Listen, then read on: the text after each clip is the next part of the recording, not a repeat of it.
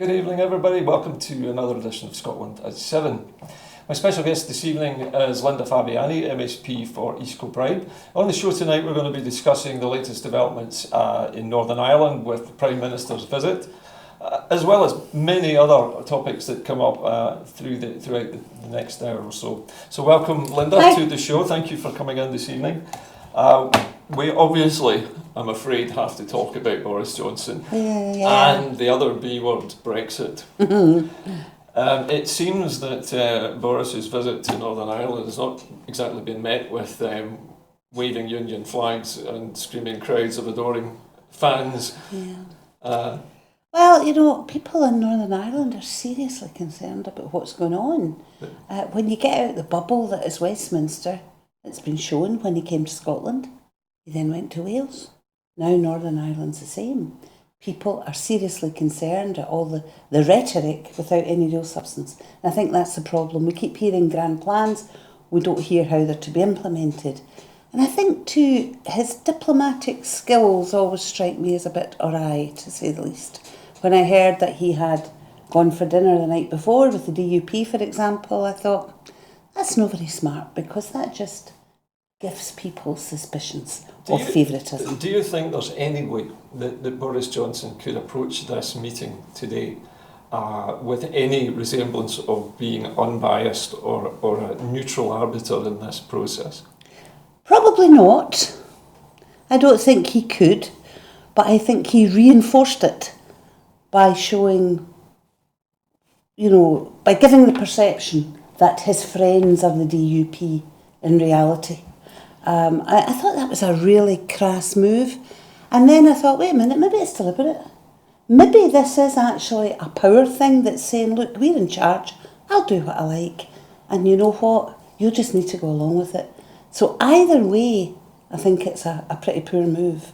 And I can understand why the other parties in Northern Ireland and the people in Northern Ireland were really upset. I mean, the DUP, I think, only has a third of the support in Northern Ireland. If I'm right, they only won their seats because they were the largest party, not necessarily having the largest share of the votes. Well, and of course, the power sharing executive at Stormont has been shut down for 2.5 years. 2.5 years. And if I remember correctly, the issue that shut it down was the DUP denying a Sinn Féin request that a piece of legislation which would have permitted the teaching of Irish in schools in Northern Ireland, that the DUP decided to ban that.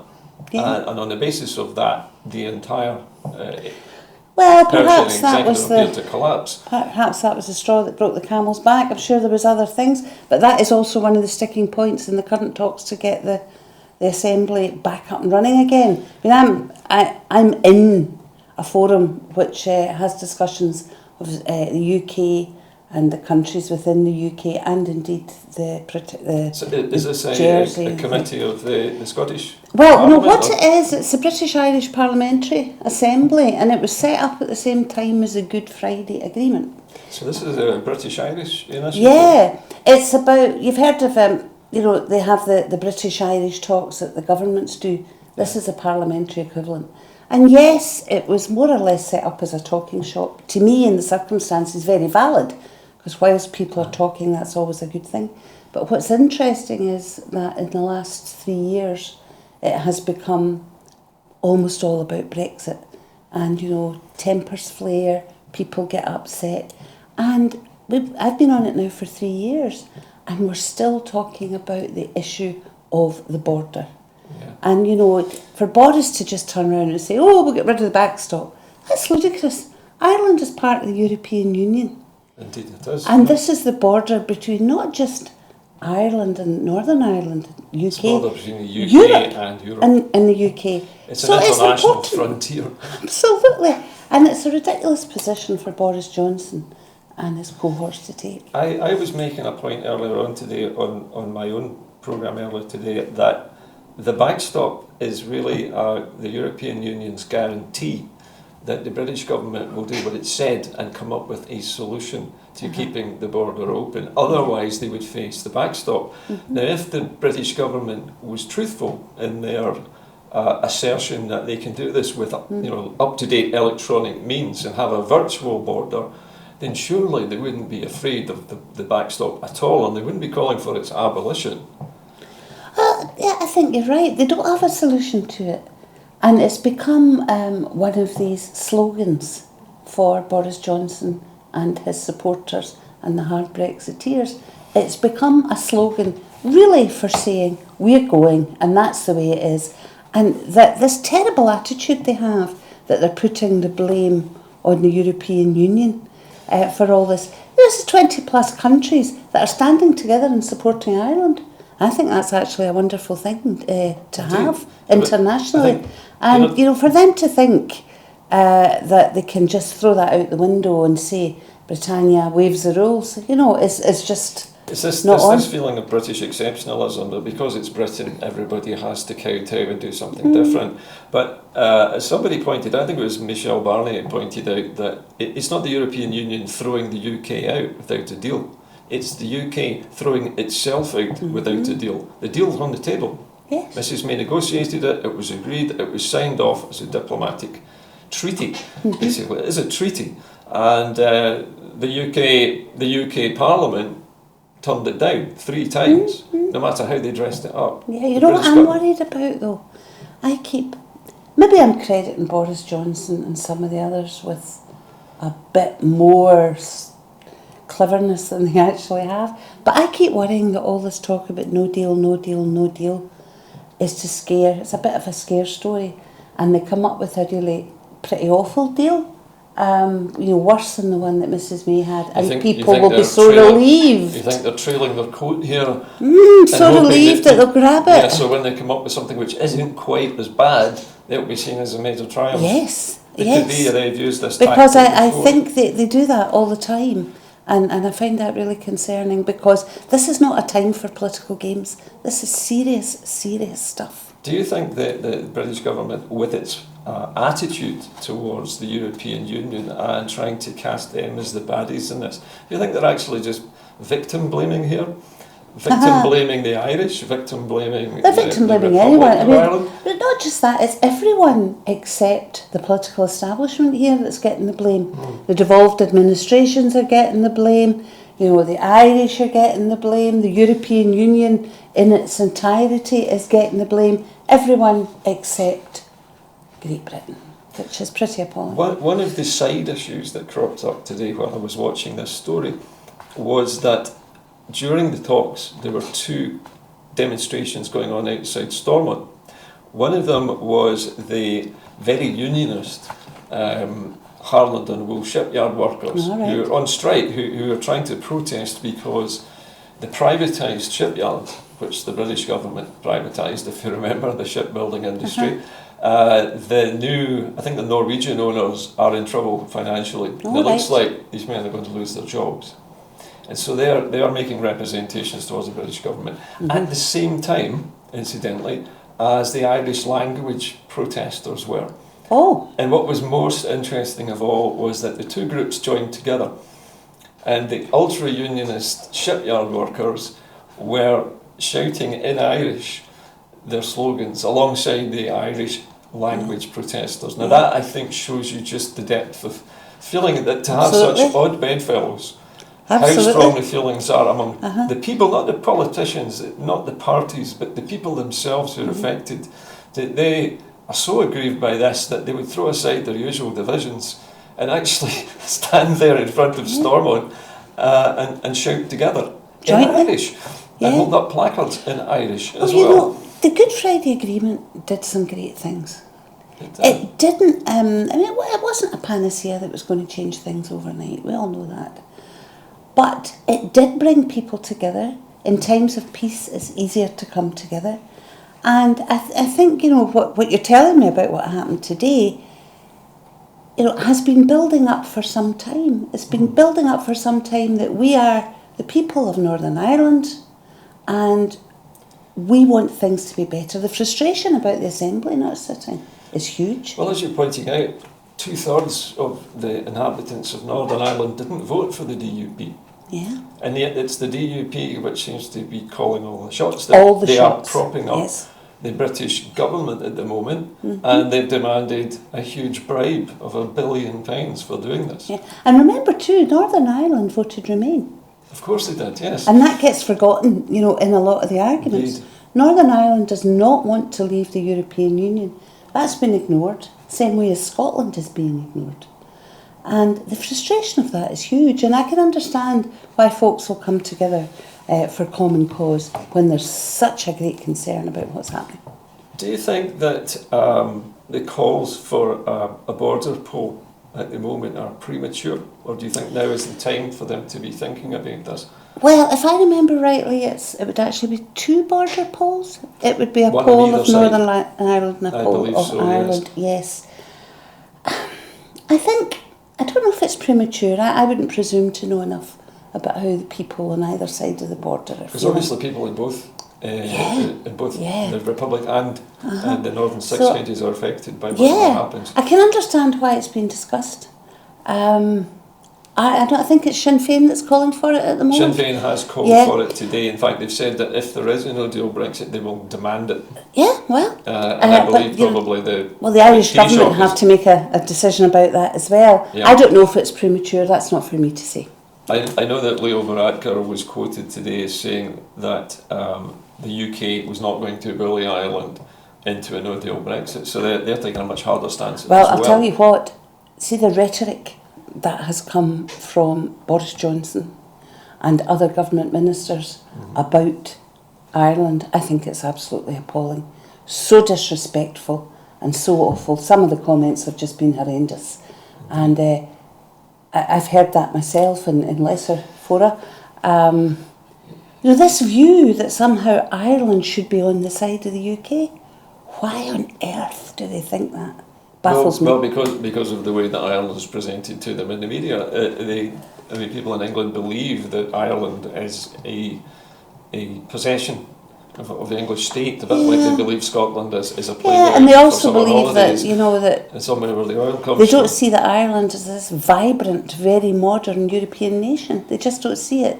But again, the prejudice goes back a long way. And I think but certain individuals on the far right still see Northern Ireland, or even just Irish people generally, as somehow below them in status. Well, they see everybody is below them in status. And it is overt racism. It has been going on for a number of years. That's one of my big concerns about UK government at the moment. It's the real old establishment boyos that are back. But also the casual, callous way that they seem to regard Ireland. I heard Boris Johnson's father was quoted as saying, "Let the Irish shoot each other so that they can have the Brexit."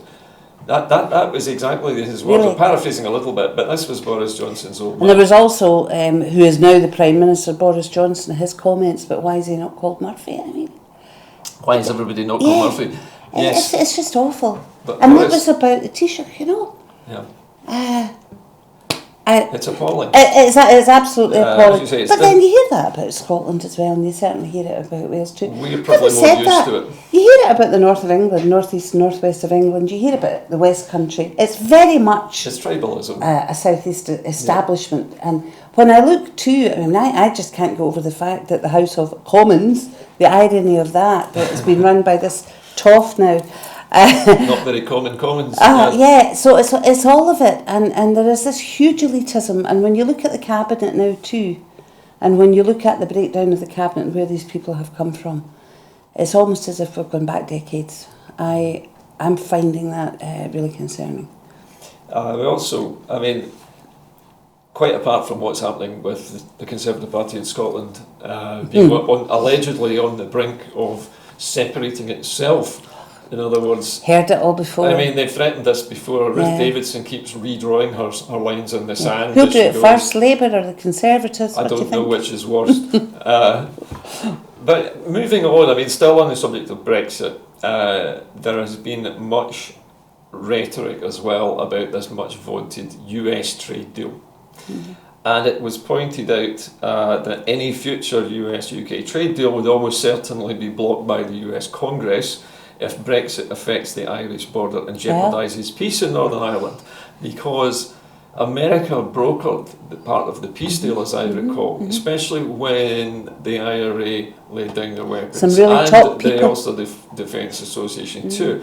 When they agreed to do that, that was largely, I think it was Bill Clinton who was the It president was, at the time. and there was the general that was involved in it as well. Oh yes, I Can't remember his name. yeah. Hopefully, Linda in the control room will go in and dig that up for us. Yeah. But and also I believe John Major played quite a big role in the early stages of that peace process. The reason I'm laughing is, Kind of the ironic, quiet man, John Major, and I was just saying to some folk in my office the other day, I never ever thought I would ever get to the point where I would be saying, John Major was really a good guy, wasn't he? Compared to what we have Because now, yes, he was a saint. I think he was at least decent, and He I was think a decent politician, whether you agreed with him I or think he was probably a decent man, and think so. that's what I think sadly lacking is decency. Well, I'm just reading another response here from Labour's Emily Thornberry, and she said that the party would be, and I'm quoting here, off our bloody rockers, not to seize the chance to remain in the EU via a second referendum. Now, she said this in an interview which put her at odds with comments from her own leader, Jeremy Corbyn, over the weekend. What on earth is going on in the Labour Party? They seem to be getting themselves organised to find a way to lose the general election. It must be looming. Do you know what? When I look at the whole Brexit thing over the last 3-4 years, I am as angry at Labour as I am at the Tories, because they have just not been in opposition.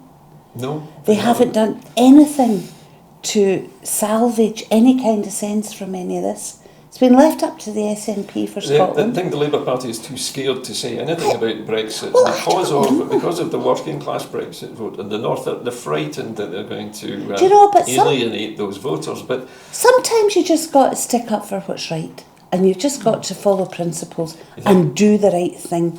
And I think that has not been something that the Labour Party has been doing for a long, long time. It's not all about power. It's about doing the right thing, whether it's on a personal level, having to take a decision to be true to yourself, or whether it's on a party level, taking a decision to do the right thing for the country. It's been sadly lacking, and it angers me very, very much.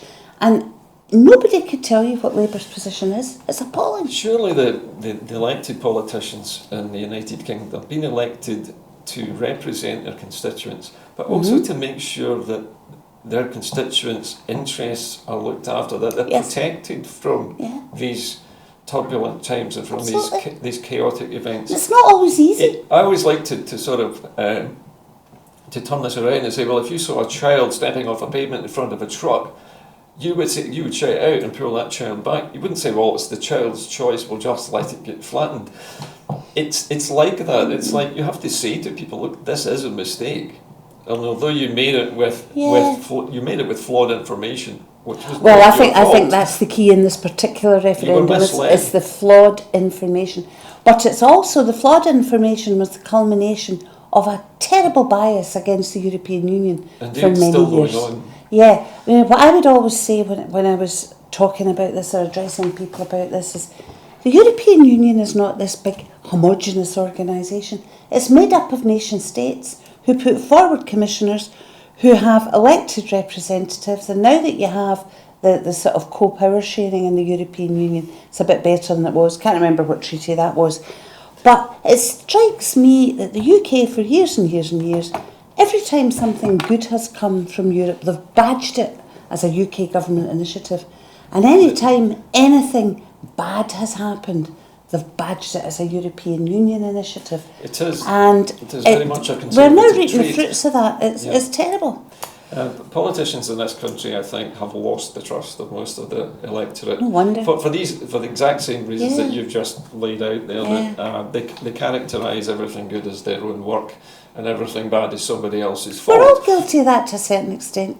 But it's back to that thing about if you are given that privileged position of responsibility, particularly in government, but also in Parliament, you have to do what is best. And it's not always easy. Either there's an individual or a party, but that's what you should be doing. If somebody had a personal opinion that said this is the right thing to do, and I would stand by this regardless of what the party whip say. You can have some respect for somebody like that. Yeah.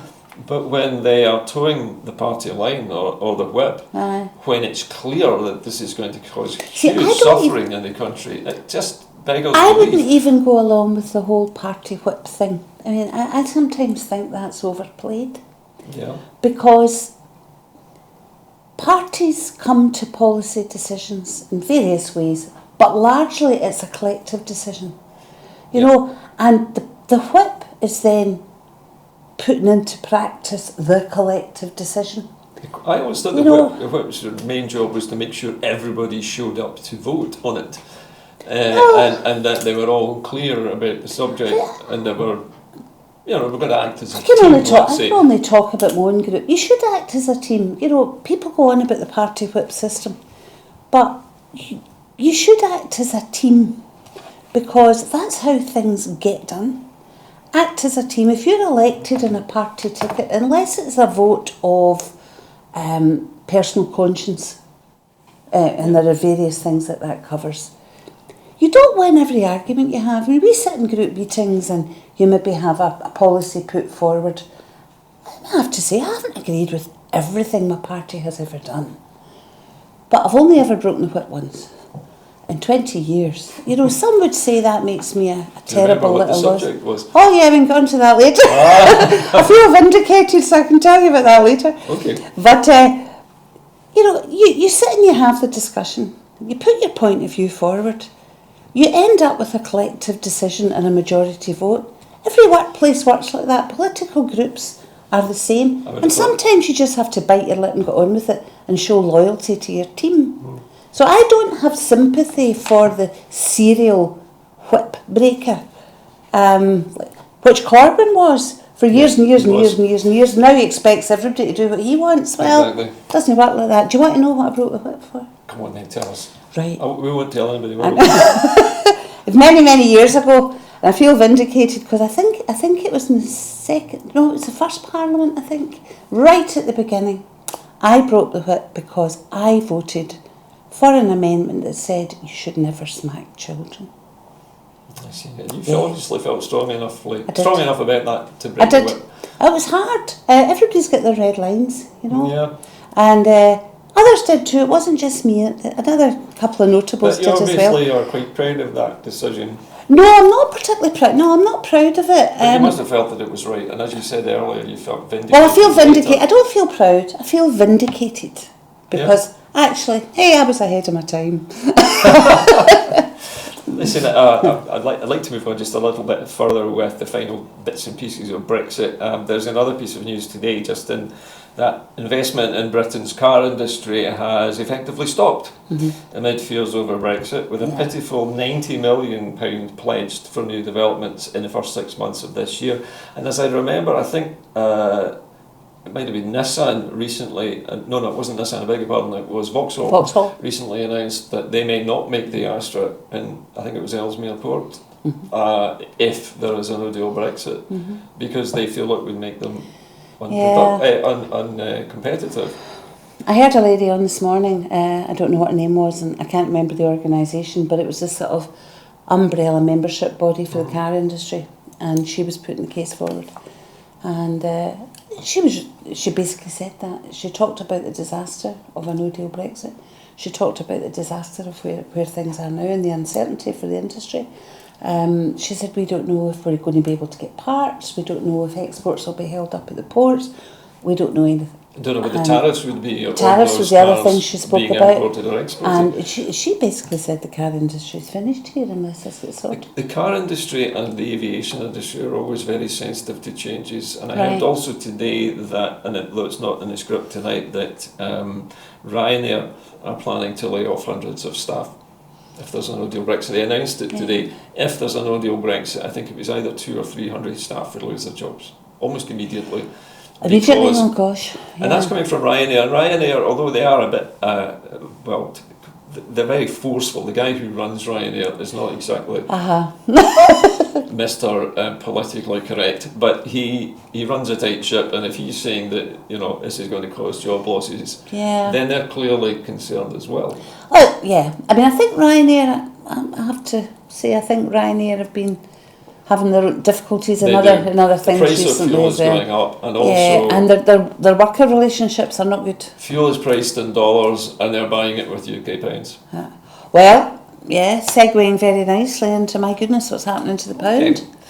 Well, listen, you'll be glad to hear that we're going to move on from Brexit, so you can smile and cheer up a wee bit. Move on from the B word. Can we move on from the two B words? I'm sick of both of them. We're going to have a look a little bit at the price of the pound at the moment, because All it right. is affecting holidaymakers, and it's been reported today in one particular money exchange in Paris that individuals were being offered 78 euro cents on a pound. Oh my. Well, It's do you know, certainly on par, at least with the euro at the moment. The pound is falling so far. well, I remember when the euro first came in, going on holiday, for somehow it's in my mind, early days, and a euro was worth 78 pence. That's right, yeah. Do you Not remember that long ago either, I don't think. Yeah. But I can remember, I don't know about you, I can remember when the dollar was, when the pound was about $240 to the pound at one time. That's a long time And now it's ago. almost pound for pound, because I send US dollars quite often, and it's almost pound for pound. Pound for dollar. Yeah. Yeah, and the euro's been like that, but now it's even worse. But of course, Well, as well as affecting people travelling abroad, going on holiday, it affects everything, because it Absolutely. affects the cost of importing food. Mhm. As you say, because companies are buying in ingredients to make food, even if the food is made in the UK, not all the ingredients come from here. Okay, let's move on a little further into the running order. Tonight we've also got Dominic Cummings. I can see you sneering already at the name. Dominic Cummings, as I remember, was a member of UKIP, I think. That certainly was I'm in not sure. Vote Leave EU. He was big in the Vote Leave campaign. And as I recall, he was also the middleman between Nigel Farage and Steve Bannon, who was a major Trump supporter and the man who helped to fund the Vote Leave Leave.eu What campaign. good company they keep. And today this Dominic Cummings has come out with, as far as I can see here, he says, Tories don't care about the poor or NHS. This is his statement. I think what springs to my mind is stating the bleeding obvious, really, isn't it? Well, do you know, that's an interesting one, because one of the things that's said to me a lot by constituents and by people I meet at events and things is who are worried about what's happening for all sorts of reasons. And they very, very often say, oh, but you see, the Tories, Boris Johnson, the Tories, they just don't know what it's like for ordinary folks. And I always say, no, hang on a minute. It's not that they don't know what it's like. They'll never know what it's like. I mean, if you come from that privileged class, you're never going to know what it's like. They don't care what it's like. That's the reality of them. They don't give a toss what it's like. And he has just put into words what their actions have made very, very obvious. When I get people coming into my constituency office who, for the first time ever in all my working life of dealing with the public, the last couple of years, we're actually asking people if they've got enough food. Asking Enough food. Asking people if they're hungry. And so that's when you know they don't care. They don't give a monkey's. I mean, Ian Duncan Smith, when he came to our parliament all these years ago to talk about the reform of the welfare system, he made it very obvious he didn't care. Discussions about the bedroom tax, for example. He didn't care. It wasn't that he had no idea. He just didn't care. And they're all the same.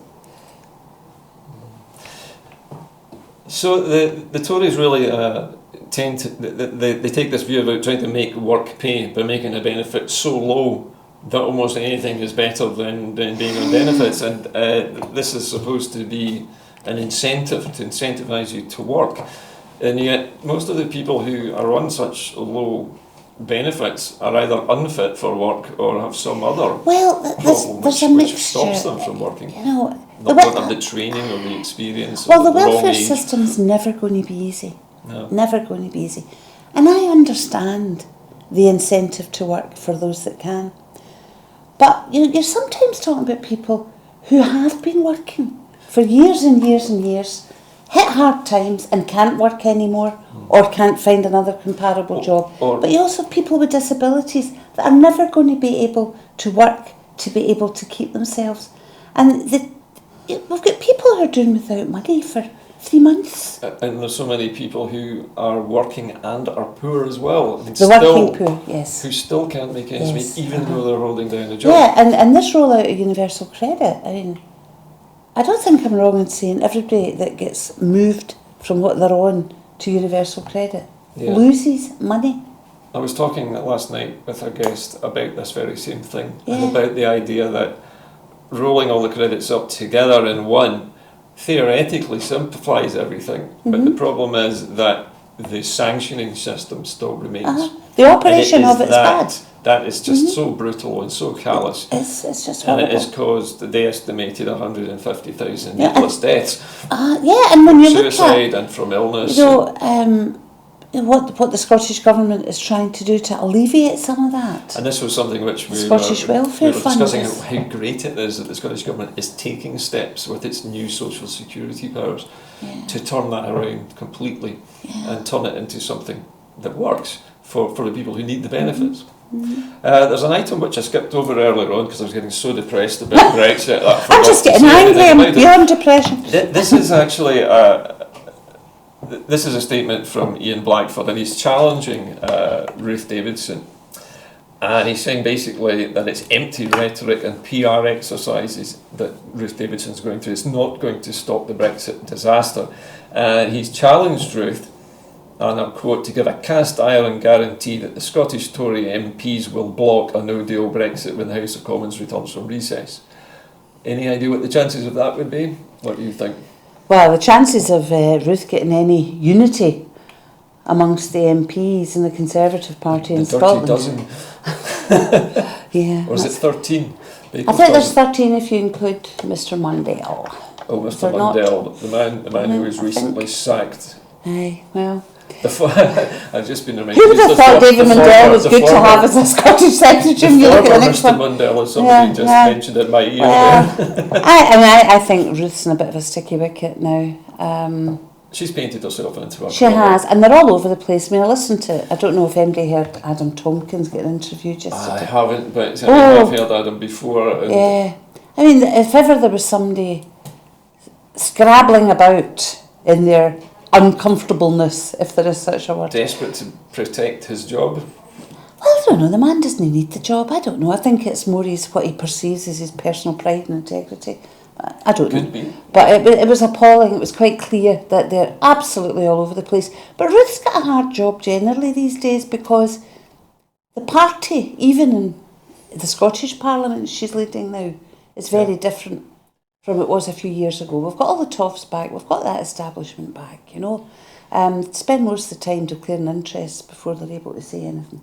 And she's got a very different kettle of fish than she had before, and it's even more so when you look at the Scottish MPs. Do you believe that Ruth Davidson's threat, because I think it is a threat, to break the Scottish Tory party away from the London Tory party and remove the word and unionist party, is it a threat, or would she really do it? What do you think?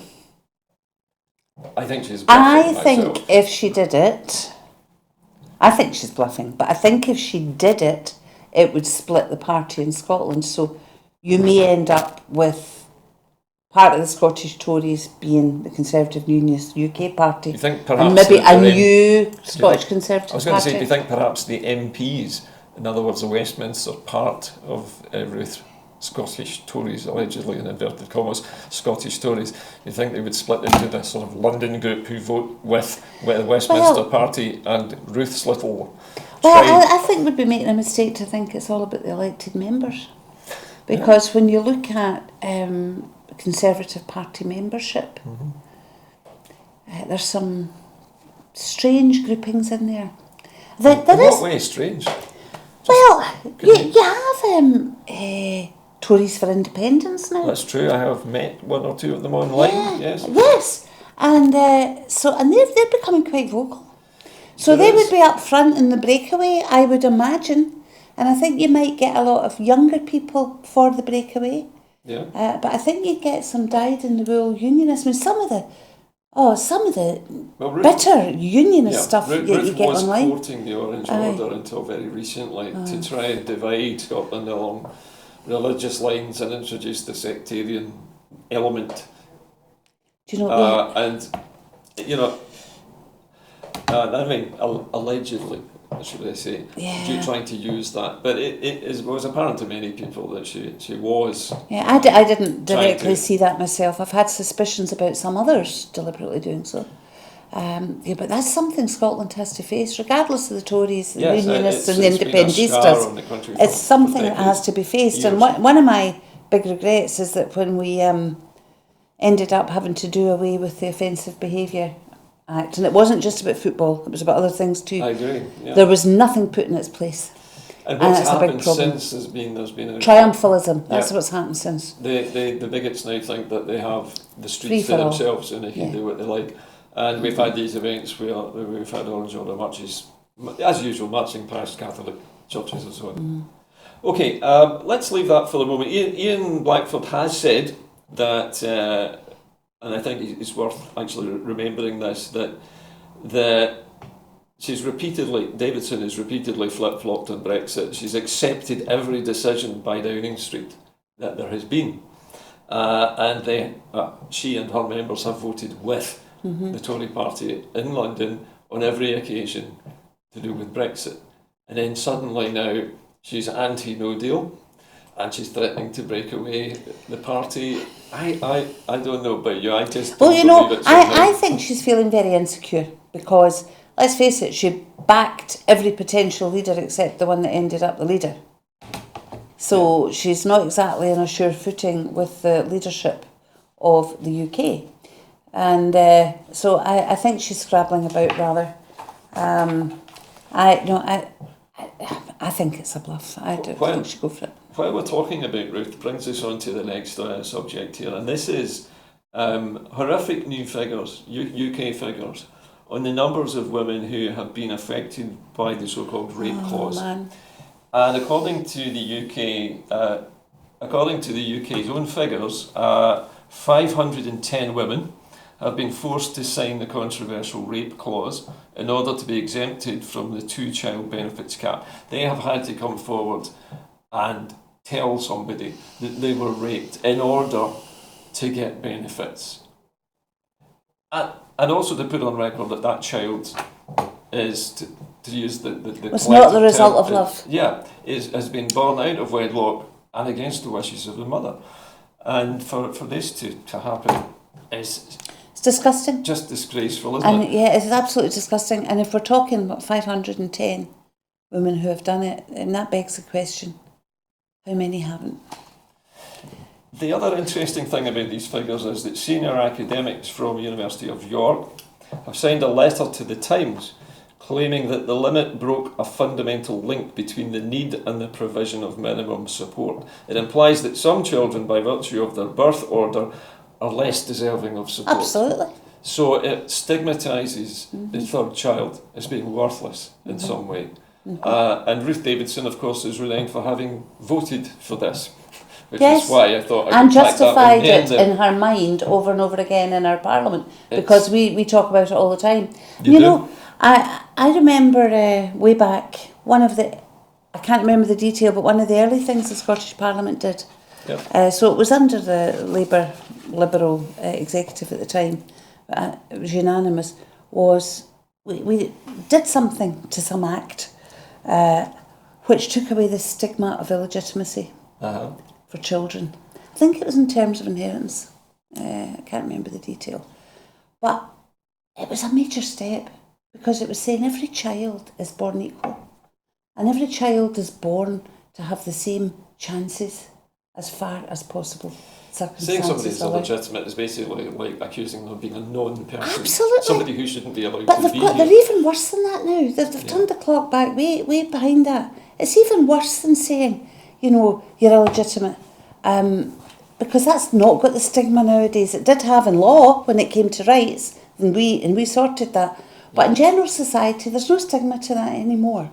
But they've now replaced that with a stigma that says you were born as the result of a heinous act. And we're going to punish you for it. Yes, therefore you are not worthy Again, of your it society's seems help. to be the old Tory story of blaming the victim. It's Victim blaming seems to be part of the DNA Yeah, but of it's this also government. that whole thing about the deserving poor. It's only those that deserve it by their calculation and Morris that should Well, actually they're setting get any themselves help. up as judge and jury on It's horrible, everyone but it's else's the days of the morals. poorhouse. Yeah. It's absolutely vile. When you have such an amoral government or an immoral government which is so corrupt already, for them to start pontificating to people about what's legitimate and who isn't, is frankly just beyond the pale for most of us. Anyway, let's leave Ruth and her fairly horrible rape clause and move on to something which was horrible, but hopefully now won't be, which is the Scottish Government has a plan to eliminate hepatitis C by 2024. Yeah. Apparently the plans to treat more people annually for hepatitis C will see Scotland effectively eliminate the condition 6 years ahead of the World Health Organisation's expectations. Again, Scotland seems to be leading the way. Well, glad to hear it. In yet another health public It's health a problem. horrible disease with terrible effects on people. So I'm really glad to hear that. Now, we've done a lot in public health. Indeed. Public health is what made our societies healthier, and gave an equal chance to people in health from the basics. I'm not talking about life expectancies and all the different things that come in. Public health was what brought us good water, potable water. Of course, yeah. So Public health was what brought us illnesses. smokeless zones in the cities. To help people have a cleaner, better life. We do really well with public health, and this is another example of that. And I was really pleased when I heard that resources have been put to that. Well, you'll be pleased to know that, as usual, NHS Scotland has exceeded its target of treating 2,000 people for hepatitis C in the past year. Good for them. So they're well ahead as usual. Do you know, our health service is super. Yes, it has its problems. Of course it does. And yes, it makes mistakes. Of course it does. But when you look at the overall picture, we have a wonderful health service in Scotland. And everybody in it works incredibly hard. Yeah. Okay, we'll leave that subject for the moment. Go on to some sales figures now. Now, the Scottish retail sales figures for the past quarter have grown almost by 1% in quarter two. Quarter two, I'm beginning to sound like somebody from Bloomberg. But this is despite all of the Brexit disruption, that Scotland's retail sales are still fairly strong. So according to this, Scotland's retail sales grew by 0.9% compared to the previous quarter, and over the same period Great Britain as a whole saw only a 0.7% increase. So again, we're ahead of the curve, and the value of retail sales that's not been adjusted for inflation grew by 0.8%, and in the second quarter the UK saw only 0.7% increase. So we seem to constantly be 1 or 2% ahead of the rest of the United Kingdom. Why is that? Why are we so good at weathering these storms? Are Scots businesses just a little bit more robust? Or do they think ahead better, do you think? I think there's a combination of things in it.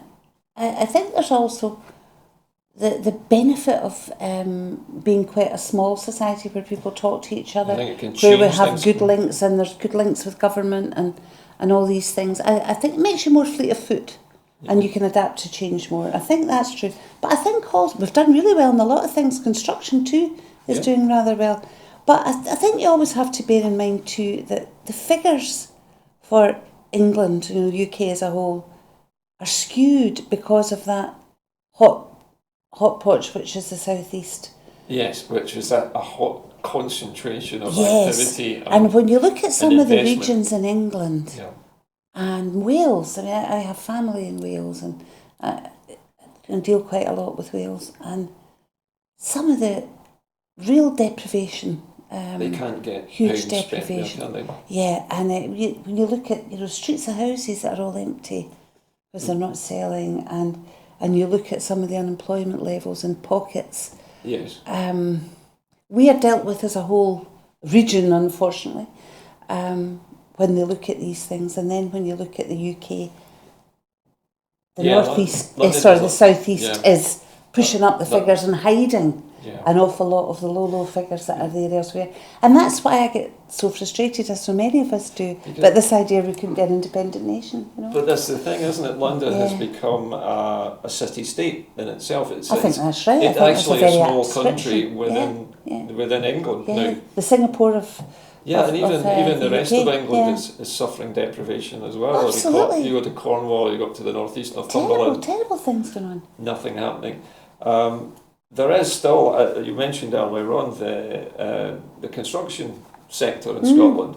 It's also outperforming the rest of the UK. The only part of Britain where building firms saw growth accelerate in the second quarter was Scotland. Yeah, that's because of our house building programme as well. And we are building, 30,000 new homes per year? And we're building council houses. We abolished the right to buy to make it viable for councils to start building again. If I remember correctly, there's not some ratio for every 2 private houses that are built, have to build one amenity dwelling? But there is a rule, I know, that when developers... It's councils that implement it, but there are... the developers can go for exceptions and they don't always have to meet it. But they're basically invited, I believe, to build amenity housing as well as the... Well, there's amenity housing, there's social rented housing, all these things. But no, we've got quite a vibrant house building sector going on in Scotland. I think there's quite a lot of it that could be done better, I have to say. That's one of my bugbears is... I don't think we make enough use of architects for design, for example, and I don't think we're always innovative enough. And the developers tend to go for the easy throw-up packages. They put houses up quickly rather. I think they could be much more innovative. Do you think they're paying enough attention to perhaps more environmental efficiencies? No, absolutely not. I think we have the strongest building regulations in the UK as well for all these things. But I'd like to see more innovation. For example. It always puzzles me as to why I pass a row of new built houses and they've not all got solar panels. Why have they not all got solar panels? I think we probably need more legislation to firm that up a bit. The Federation of Master Builders has said that the success of the Scottish construction sector is down to Scotland's local builders, and they say it could be attributed to the resilience of homeowners who are continuing to commission projects. I'm assuming by that they mean extensions and things. The reason I'm laughing is we've just started extending our house and our builders now in and everything's in chaos.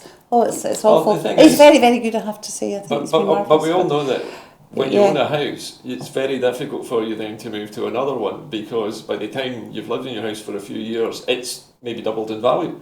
You wouldn't be able to afford your own house again in the same neighbourhood. There is that. So if you want a bigger house, the only way you can really do that is to extend the one. And I think, from what they're saying, that's really interesting. I hadn't thought about it before, but I have read that more and more people are in fact doing that. You just have to drive through Bear's Den of an afternoon. Well, or Straven indeed, where I am. Indeed, but there you go, they're right. That's small builders that are doing that. It's not developers. But so that's good. These are usually below 20 employees, smaller companies. Scotland's built in small and medium enterprises. Indeed. And they're local businesses and we should support them. And they take on apprentices and trainees and all these things that are really important. Okay. Now we're moving along now to just about the last item on the agenda. Oh my goodness, already? Right? We're getting cracking through this stuff tonight. It's the National Transport Strategy Consultation has been published. Now I'm going to try and find this here. Have you read it? Not a single word on it, right? Because I just literally dropped into the studio, parachuted in this evening. I will read it in a moment. Have you read it? No. So we read it together. Okay. Okay. The strategy outlines details of how the transport system will deliver better outcomes for citizens and business by promoting equality, taking climate action, helping our economy prosper and improve health and well-being. That sounds like a wonderful panoply of good things that you could do with the transport infrastructure.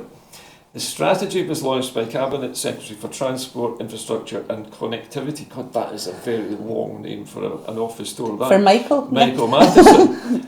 How are they going to get that stencil on the door of his office? You have to use 2 lines if you write 2 lines. Must keep the sign writers busy for weeks. So anyway, commenting on the publication of this strategy, Michael Matheson said, "I'm delighted to present to you our new draft National Transport Strategy, which sets out a very ambitious and compelling vision for our transport system in the next 20 years, one that protects our climate and improves lives." Now this, according to this, it says the strategy advocates a vision for Scotland's transport system that creates great places, a sustainable, inclusive and accessible transport system which promotes prosperity, health, fairness for all our citizens. All of these are wonderful things to aspire to. The details of which seem a little bit sketchy here, but at the same event, Matheson also announced extra funding for infrastructure projects, including another 22 million for a revamp of Edinburgh's George Street. Oh. Now we know, and it seems to get revamped every few years, George Street. It's the capital city, isn't it? Yeah. But anyway, I was just thinking that, unseen by most of us, well, unless you travel up the A9, there is a great deal of civil engineering going on in Scotland at the moment. Mm-hmm.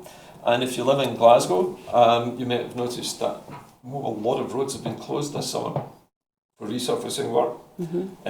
In my own local area, I'm seeing a lot of new utilities going in. Mm-hmm. I'm seeing, we're also seeing some new drainage systems being put in. There's a massive storm drain being installed on both sides of the River Clyde that will run from Glasgow Green all the way down to Bowling, and then into a new treatment plant which will carry flood water from the kind of deluges that we've been seeing this summer.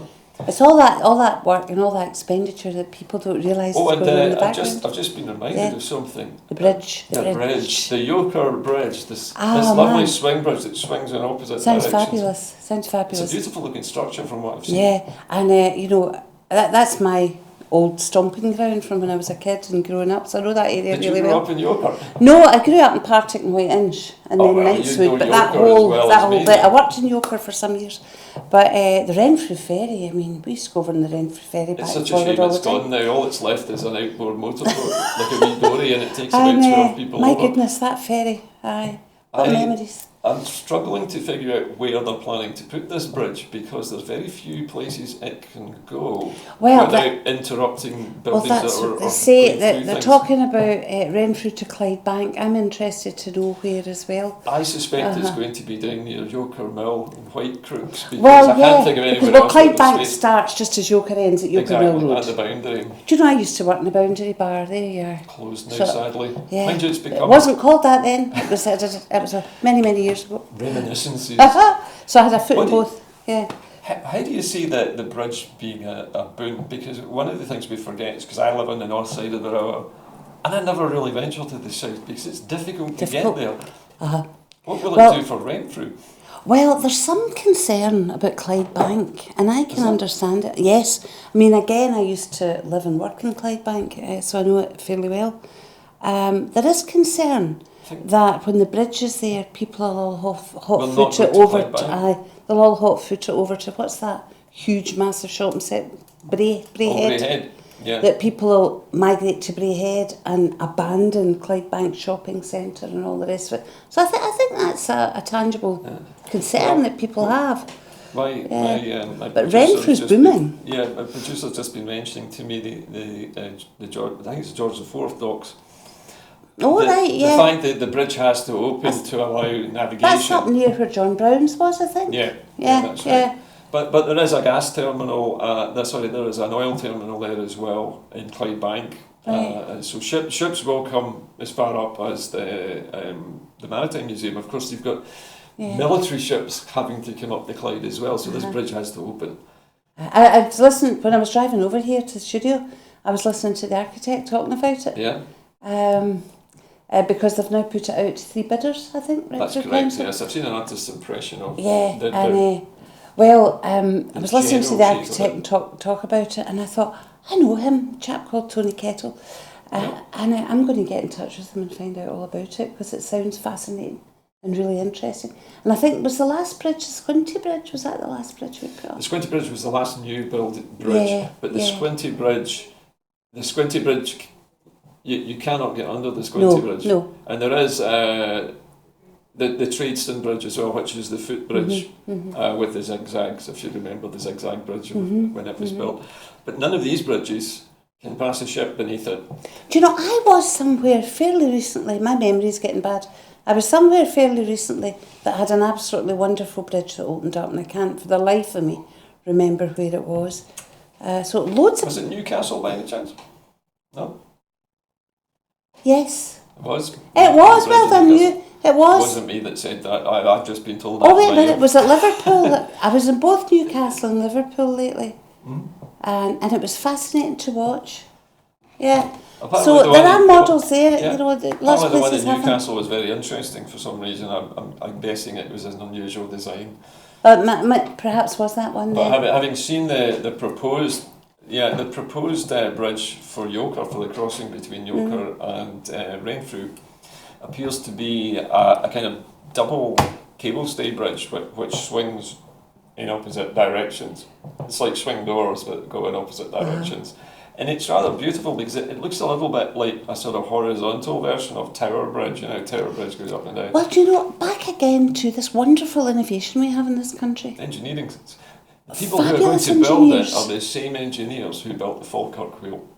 And I Well, think that's the they're pedigree you involved. want. It's gone out to 3 to look at. They will have set the engineering specifications. Absolutely. Never mind the shape of it, but what it has But you to know, do. the innovation we have in engineering is immense, and we have architectural practices, engineering practices that go all over the world, being innovative and doing innovative things, and we don't value them enough.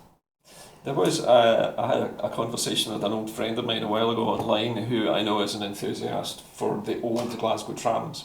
Oh yeah. And he has a website which publishes photographs of these trams, and it's a little bit like train spotting. It was a hobby of his, and I grew up in Glasgow at a time when the trams were just still there, and I remember them ripping up the tram lines. I was remember just that, a wee yeah. boy, and I'm thinking, why are they doing that? No, I didn't understand. And I'm still asking that same question. Well, I tell you now. what, I remember getting my bike stuck in a tram Stuck in line a tram. down in the back road in Partick and Well, falling you'll off. be pleased to know that nowadays you can have trams without tracks. Right. You can have electric buses which are pretty much automatic, which just follow a stripe in the road and are silent, electric, and they can run on batteries. You don't even need cables. That's us These going are back the- to that transport policy, all the These things are we the should be kinds of looking at. things we'll be hoping to see from Mr. Matheson's plans, I hope, in the near future. Now we're getting very close to the end of the show now, and I think we've managed to cover almost everything on the agenda tonight. So thank you very much for giving me so been a much to work pleasure. with tonight. And we will be back again. We're on the air every day, except Friday, every night. Usually I cover Thursday, but tomorrow's my wedding anniversary.